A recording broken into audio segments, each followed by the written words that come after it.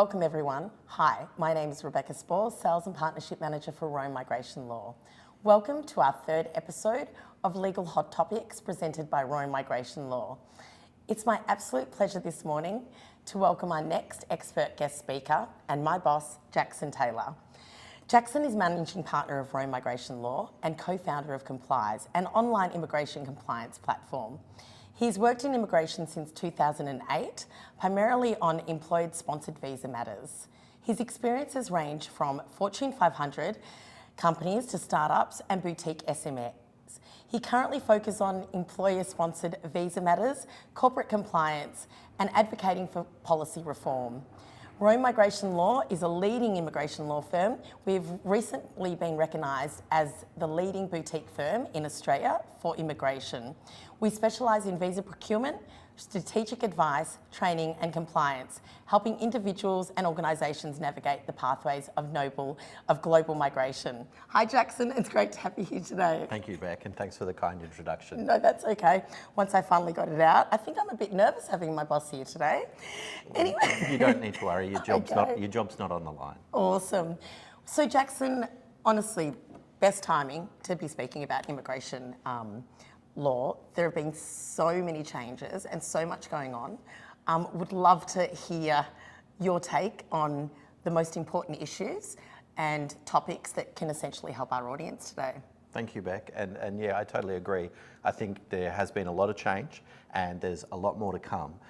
The government announced recently that there will be a sweeping review of the migration system with a number of eminent public figures conducting that, including John Azarias, who's a former partner at Deloitte, who's previously conducted 2 reviews into the immigration system. Okay. Joanna Howe, who is an academic from the University of South Australia, who is also a noted academic on the topic of labour migration and labour exploitation amongst temporary visa holders, and Martin Parkinson, who's a former very senior public servant. So between the 3 of them, they'll be reviewing the entire immigration system from bottom to top, and there will be a lot of focus on temporary visa holders, on worker exploitation, and the whole skilled migration system, because there are some very fundamental questions about labour shortages, about skill shortages, about what do these terms even mean? Yes. Because they don't mean that an employer can't fill a role. It's about industry-wide, it's about sector-wide,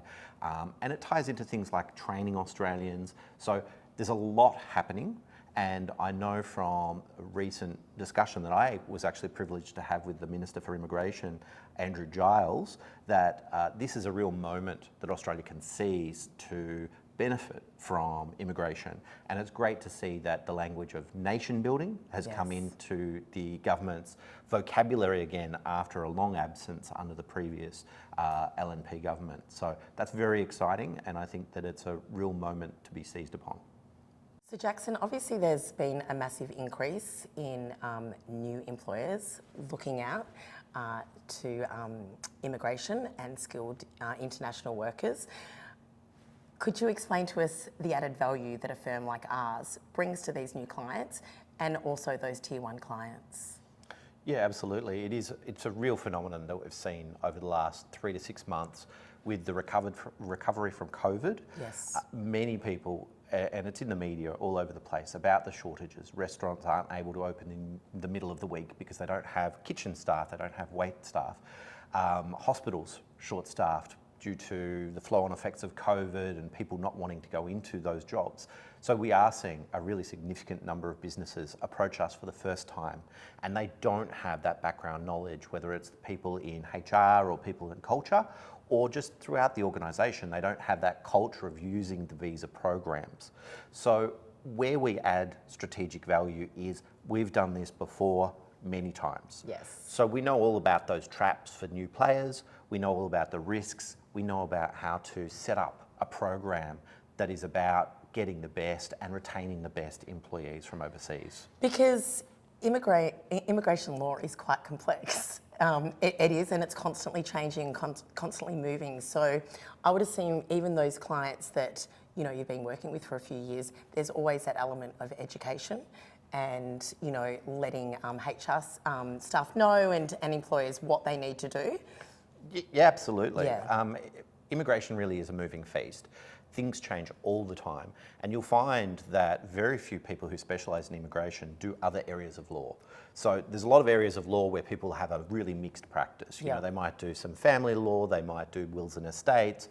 In immigration, you'll find that people are very specialised because the law and the policy and the processes change on a daily basis. With existing clients, we have a process of offering free webinars. We provide a lot of context around the changes that are happening, updates, information, and we're constantly engaging with them. We have regular meetings to talk about the visa processes, obviously, that we're going through on their behalf, but also the changing environment in immigration about what is coming up next. What are their plans for the next 12 months? What are their staffing needs? What do they expect? Because a lot of these demands in the business appear urgent. Yes. We need a role yesterday. But in fact, if you can take a step back and look more broadly, it's what we do is we sort of educate these stakeholders that they need to be thinking about things 3 months in advance, 6 months in advance to fill those roles. So yeah, there's a continual dialogue happening. And I think that that's really critical because you can't solve these problems overnight. And having that strategic advice early on from the very start is really where we add benefit. And I would assume that also that a lot of employees and new companies that come and see you would only think that, you know, the only part of the process is literally the application, getting the person in, and not realising how many things the organisation and staff need to do to be compliant with these visa holders. So could you explain a little bit about that? Because this was obviously something new to me only a year ago, understanding, you know, the responsibilities of companies and employers as well. So would love our listeners to learn a little bit more about that. Yeah, it's a really great point, and it is something that many organisations just don't simply understand. Immigration touches upon many different aspects of your business. It crosses over with your employment law issues, your industrial relations issues potentially, so taxation and all sorts of things. So there are a lot of moving parts. And where we add value, I think, is by making clients aware of those risks, of educating them on what their immigration obligations are, on how they can set up the right processes internally to make sure that over time, not just the people who are the immediate stakeholders, but the broader business is educated about what you can and can't do with visa holders, what the obligations mean in terms of notifying the department, keeping records, cooperating with inspectors. What does it mean if an inspector shows up on your door and says, we're going to do an immigration audit?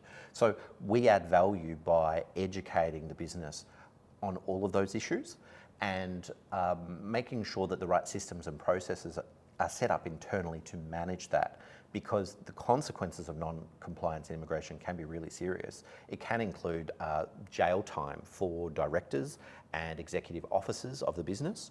It can lead to being barred from the immigration system.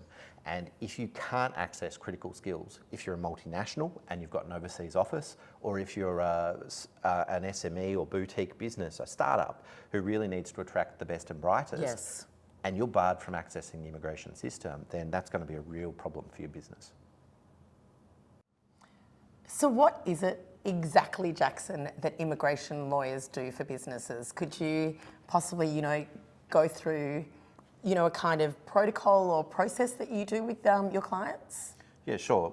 Immigration lawyers, and I think it's probably important to make the point that in Australia there are both migration agents and immigration lawyers. Okay. And when it comes to corporate migration and employer-sponsored migration, the services are largely the same. Okay. So broadly speaking, and when it comes to the regulation, migration agents can't go to court, lawyers can. But in the context of business advisory, the situation is quite similar. We're both doing very similar jobs, and our firm employs both immigration lawyers and migration agents, and we don't really make a distinction. But what it is that we do for businesses is, for example, I'll explain what an organisation or an immigration law firm would do for a new client. Yes, please. So what we would typically do is have a discussion to understand what's the structure of the business, how do they use immigration? Are they a multinational where they're bringing people from head office? Do they recruit locally? temporary visa holders locally. Some people have graduate programs where there's a large intake of temporary visa holders or students, for example. So we try to understand, where do they use immigration? How do they address their needs? What is their specific requirement? What sort of visa holders do they have in the business? So we get a snapshot of the business. From there, we would also talk about, is there an existing immigration policy framework? How do you decide who gets a visa and who doesn't? Because obviously not everyone can be sponsored. Okay. And some businesses will only sponsor for executive roles. Other businesses might use, for example, temporary visa holders like students or working holiday makers to fill key frontline roles. Okay. So we try to understand the full picture there. There's also a very transactional piece, which is you need person A, that person is on a temporary visa and you want to sponsor them. So of course we manage all of the visa holder process from assessment and eligibility through to lodgement and dealing with the department. So there's that transactional piece. But what we try to do is dig a bit deeper, have an understanding of the organisation's goals and look at how different aspects of the immigration program can meet those goals. So recently there's been a real shortfall in temporary visa holders with the COVID and the drop-off of international students. And so many people are now trying to use the people who are onshore to fill those gaps. Okay. And that may not be as easy as it was once upon a time because there are fewer students here, they may not have exactly the right skills. Yeah. And what we're seeing is, for example, increased use of programs like the training visa, where someone has some relevant skills and some relevant qualifications, but they may not meet the full requirements for a 482 temporary sponsored work visa. And so the training visa allows organisations to fill a gap where that person can be employed on the basis that they're receiving ongoing workplace training. Okay. And get them to a point where after a period of 1 to 2 years, for example, they can transition to a 482. Great. So it's not just about, here is a gap here is a gap and we will fill it. It's how can the broader immigration system meet your needs for skills, and also talking about things like attraction and retention, because the current temporary visa program isn't ideal. Not everyone can get a permanent visa.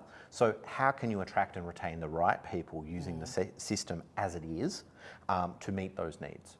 Because the skill shortages are biting deep everywhere. Yes. And we need to be more creative, not in any illegitimate sense, just purely we need to look at all the different aspects of the immigration system and how they can meet employer needs, rather than maybe what was happening before COVID, which was just, okay, we have a person and they fit this gap, we'll do a 482 visa. We have to be more flexible and look at different arrangements. And employers are coming to very similar conclusions.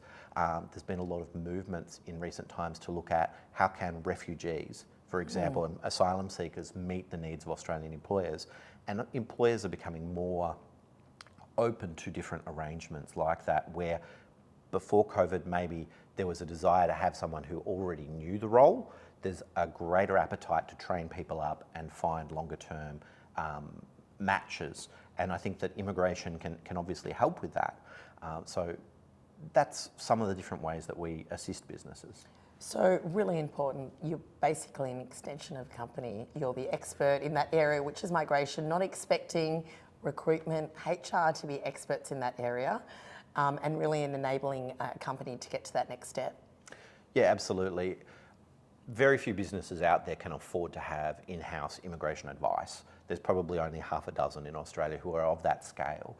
And as an external service provider, we look to really partner at a very deep strategic level with different service lines within the business and to understand their needs, because it does need to be holistic advice. Yep. It needs to take into account the client's long-term strategy, their workforce needs, and yeah, ideally we want to partner with businesses. We don't want just a transactional relationship, because that's not going to work for the organisation. No, and in this area, I would say expertise really comes into it, especially with the different industry verticals.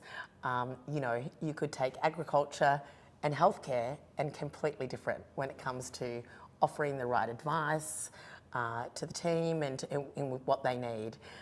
Yeah, no, that's absolutely right.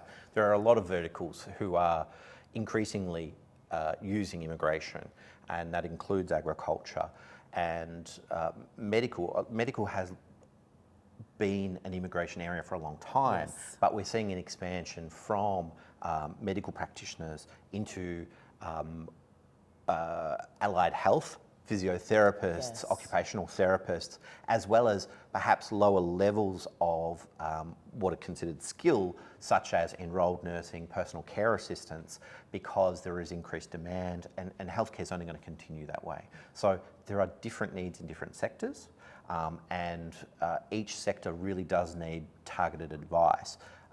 Hospitality is another area where there are very different opportunities depending on the type and nature of the business, the scale of the business, how a restaurant even operates. So that sort of industry-specific knowledge is very important. Well, thank you so much, Jackson, for today.